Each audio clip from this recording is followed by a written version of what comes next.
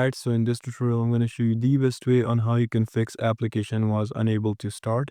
So make sure you watch this tutorial till the end to exactly know what to do.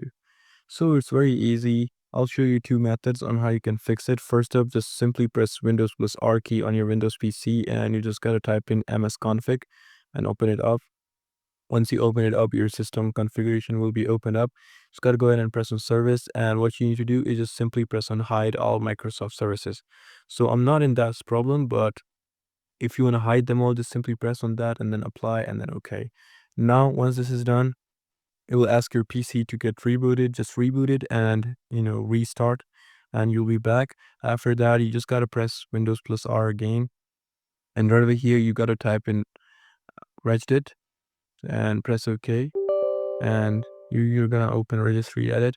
So you gotta go to HT local machine and then software. And inside software, you gotta find Windows. Here you go. Inside Windows, you gotta press on current version and you gotta find, you know, Windows NT. So if it's not showing Windows NT for you over here, you gotta find specific Windows NT. And once you find it in, you gotta devaluate its value from 1 to 0. So for my PC, it's a different thing. I don't know, but for your PC, if you're facing this problem, once you press on Windows, you'll see Windows NT if you just scroll down a bit and you'll be able to find it.